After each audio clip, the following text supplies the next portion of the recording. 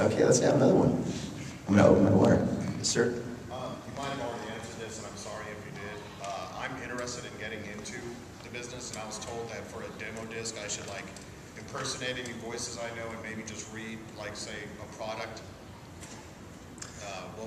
What's probably like one of the best ways to do that? Well, first of all, I would say, have you had training? Have you had voiceover training? Well, I was a DJ, but I know that's not yeah. training, but I do experience in front of the microphone. Well, first of all, voiceover for animation is a completely different animal from anything else in entertainment, including radio. A lot of radio guys come into voiceover, and they kind of have to retrain certain things because you are bound by certain rules and regulations in radio, obviously, that you aren't in animation.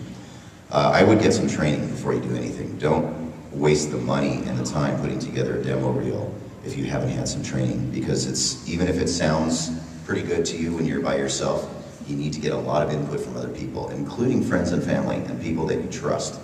One of the things that I found early in my career is that my friends would listen to my demo and they'd say, yeah, that's great, it's really great. And then I knew that, you know, they'd walk out of the room and go, oh my God, he's really gonna let people hear that are in this business. And you don't want that to happen. You just don't want that to happen. And so get a lot of input from people that you trust and are willing to be brutally honest with you.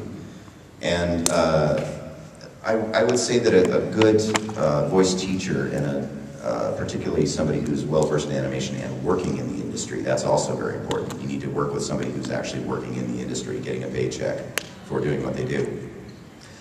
They will tell you that unless your impersonations are dead on, so that you could walk into a room, record that, and nobody would know it's not the original person doing it, don't put it on your demo. Because there are millions and millions of people all over the world that do bad impressions, me being one of them. Impressions are just not something I do well. There are guys that specialize in that sort of thing. I would say start with your natural speaking voice first, because there is no other you. You're the only voice that really sounds like you with that original, unique voice print. Have that as the very first voice on your demo, especially if you're doing like a commercial demo. And then you start building your roster of character voices. And the way I did it was just by listening to voices that I thought were funny or entertaining. And I did my version of it. I didn't try to I didn't try to, you know, get an exact replica of that. I did my own version of that. And then all of a sudden other influences will automatically come into that from everything you've experienced in your life, all the cartoons you've watched, everything that you've heard, just having conversations, people walking down the street. And then eventually these voices will start to become louder and louder. As you're walking around, you'll start to notice conversations and accents and mannerisms and affectations, and you'll start incorporating that into what you're doing. And that will become your signature sound.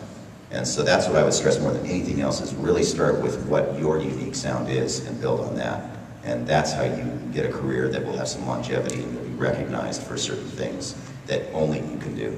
And then other people will be trying to impersonate you, asking the same question in a room like this. But on my website also, I did a page that is specifically dedicated on how to get into voice acting. And it'll help you to avoid some of the pitfalls, particularly people that want to take advantage of you when you're starting out. Because there's a lot of people out there that will say, you know, pay me $1,000 and I will get you a demo tape that's going to be professional quality and I will introduce you to everybody in the industry and you'll be working within 6 months. It's just not true. It literally took me 25 years to have a career. And you have to be really patient, and you have to only do it because you love it. And if you make money at it, that's just gravy. So I had a whole other career while I was doing this. So I've only been doing this full time for the last 10 years. So, sure. Here. What was your other career?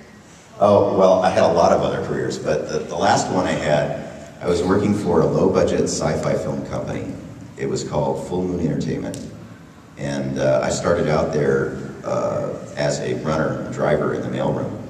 And actually my first anime job came out of that company because the guy who ran the mailroom was casting a Japanimation project way back in the day called The Guyver. And he brought me in on a weekend he asked me if I wanted to do some crazy creature voices, and they'd feed me lunch and pay me like $7. And I did it, and it worked out, and I kept working through all that time just for fun on the side.